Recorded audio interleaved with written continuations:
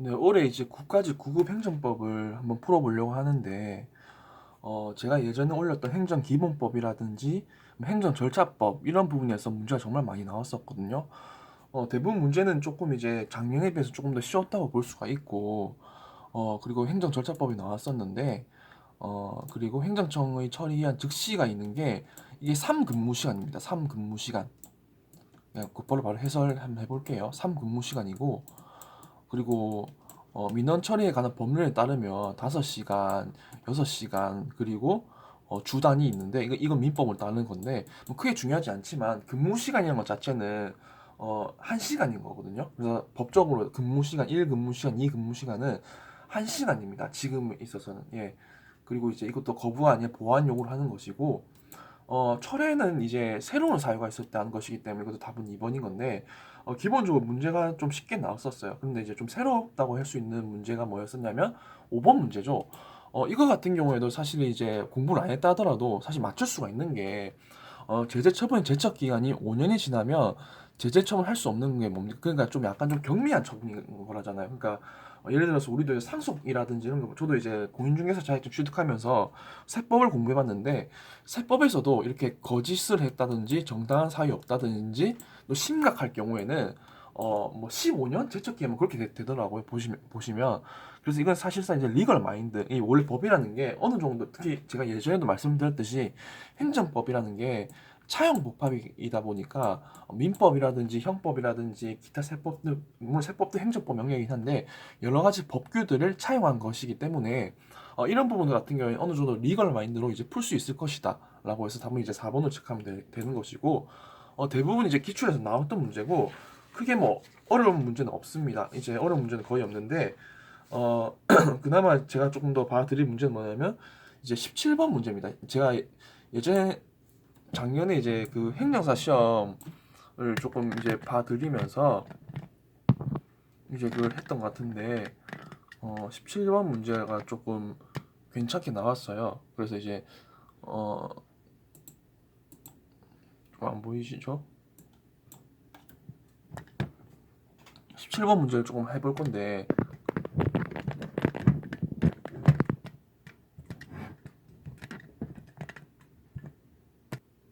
자 이제 17번 문제입니다.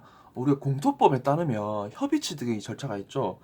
제가 이제 그 행정사 그 해설하면서 말씀드렸듯이 협의 취득 쟁점은 딱 몇 가지만 기억하면 되는데 협의 취득 같은 경우에는 그러니까 사법상 계약이기 때문에 민사소송으로 가야 되는 게 맞습니다. 그리고 이게 의무적인 절차이기 때문에 이 절차를 하지 않을 경우에는 어, 하자가 발생을 해요. 그리고 이제 협의 취득 같은 경우에는 원칙적으로 이제 승계 취득입니다. 승계 취득.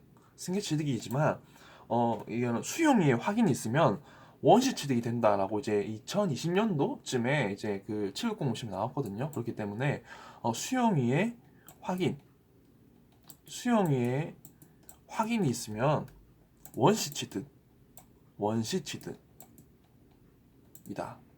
라고 이제 기억하시면 되고 또 이거 17번 문제 같은 경우에도 보시면 이게 그 매수 청구권을 행사할 수도 있다고 적혀 있는데 우리가 매수 청구권을 누구한테 행사하죠? 매수 청구는 매매잖아요. 매매에 있어서 매수 청구이기 때문에 사업 인정 전후에도 가능해요. 무슨 말이냐면 이게 사법상인 이제 권리다 보니까 계약 자유 원칙에 따라 가지고 사업 시행자를 상대로 매수 청구권 행사하는 데 반해서 토지 수용 위이기 때문에 수용 청구를 하는 겁니다. 그래서 이제 잔여지도 똑같은데 수용 청구는 사업 시행 후에 수용이 상대로 하는 것이고 매수 청구 같은 경우에는 사업 시행 전후에 이제 사업 시행자를 상대로 하는 것. 이거는 이제 기억해 주시면 좋을 것 같아가지고 이것도 4번 같은 문제도 이제 나왔던 이제 기출 반복 문제이기 때문에 이제 이 두 가지만 조금 기억해 두시면 이건 뭐 사실 쉬운 문제긴 하지만 사법상 계약이기 때문에 민사소송으로 간다. 그리고 의무적인 절차고 하지 않았을 경우에는 행정법상 하자가 발생한다. 또한 이제 원칙적으로 협의 취득에 의해서 토지를 이제 취득하는 것 자체는 승계 취득인데 수용의 확인이 있을 경우에는 원시 취득으로 간다. 이런 쟁점만 이렇게 기억해 두시면 아마 이제 협의 취득이라든지 이런 건 문제가 없을 겁니다. 그리고 이제 수용인은 수용을 한다. 그리고 수용인은 사업 인정 후에 수용 청구를 할 수 있는데 반해서 매수 청구 같은 경우에는 사업 인정 전후에 가능하다. 이게 잔여지도 똑같거든요. 잔여지 제가 이제 행정사 시험 해설해 놓은 게 있기 때문에 잔여지 청구도 한번 비교해 보시는 것도 추천해 드립니다. 그리고 이제 19번 문제 볼게요. 나머지는 이제 대부분 다 이제 쉬운 문제이기 때문에 기출 반복이라 가지고 기출에서 나왔었지만 다뤘지 않았던 문제 위주로 저는 이제 말씀을 드릴게요. 그리고 이제 이것도 예전에 지방지 국유에 나왔던 문제입니다. 16번 같은 경우에도. 자, 이제 서원 취소는 대통령이 국가원 원수로, 이건 아실 겁니다. 그래서 통칭해가 아니란 것도 아실 거고, 그리고 서원은 서원 대상자의 특별한 공정에 의하여 수여되는 고도의 일신 전속조의 성격을 가지기 때문에 이것도 처분 상대만 안 되는 것도 아실 거예요. 예. 그렇지만 이제 디귿 같은 경우에 헷갈릴 수가 있거든요. 실제로 이제 우리 법에 뭐라고 적혀 있냐면 그 소속 장관 대통령이 한 처분 같은 경우에는 소속 장관이 피고가 된다는 거는 어느 정도 알고 있을 건데, 근데 공무원에 관련된 처분이라든지 기타 불리한 처분 같은 경우에는 대통령이 한 처분 소속 장관이 되는데, 모든 거에 이제 대통령이 했다 하더라고 그 소속 행정청이 피고가 되는 게 아니거든요. 특히 이제 서울 취소 같은 경우에는 그 국가보훈처장 같은 경우에는 단순히 대통령이 했던 것을 통보하는 절차에 불과한 것이기 때문에, 그래서 이제 그 대통령이 피고가 되는 것입니다. 예, 국가보훈처 단순히 통보하는 사람이고 실질적으로 처분권자는 대통령이기 때문에 대통령이 이제 피고가 되는 것입니다. 자, 이 정도만 하고, 그래서 사실 이제 디귿이 있었으면 아마 예를 들어 기은 니은 디귿이 있었으면 왠지 이제 오답률이 높아질 것 같은데 어차피 기은 니은밖에 없기 때문에 뭐 1번 하고 넘어가시면 됩니다. 자, 이렇게 이제 문제를 풀어봤는데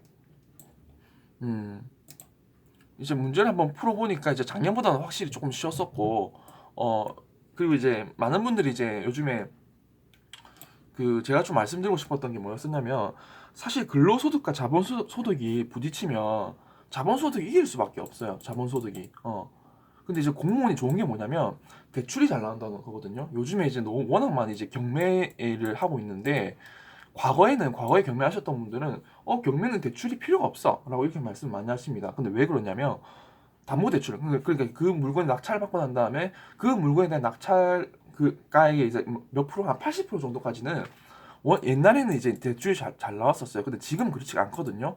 그렇기 때문에 공무원이 비록 월급은 좀 적다고 하더라도 대출이 다른 직원들보다 월등히 잘 나오기 때문에 뭐 경매라든지 자본소득을 이용할 수 있는 게 훨씬 큽니다. 제 주변에 이제 공무원 분들도 그 경매를 통해 가지고 돈을 진짜 많이 벌고 있거든요. 예, 그렇기 때문에 그러니까 공무원이 이제 뭐 월급, 요즘에 이제 좀 약간 MZ 세대들이 월급 무조건 많이 주는 건 뭐 전문직을 하려고 하고 대기업을 가려고 하는데, 사실 이제 진짜 돈을 많이 벌 수 있는 방법은 자본소득을 이용하는 거거든요. 주식 투자할 수도 있고 경매일 수도 있고, 은행에 이제 저는 예금하는 거를, 물론 저도 은행에 예금은 한 30% 정도는 해놓은 게 있어요. 근데 이제 확실한 건 저도 이제 경매라든지 주식이라든지 이런 걸 통해 가지고 조금 이제 많은 수익을 이제 만들어 봤기 때문에, 예를 들어 특수 물건 관련된 부분이라든지 이런 거 같은 경우에는 사실 이제 법 공부라는 거는 일반인들도 좀 할 수 있는 거라고 저는 생각을 하거든요. 그렇기 때문에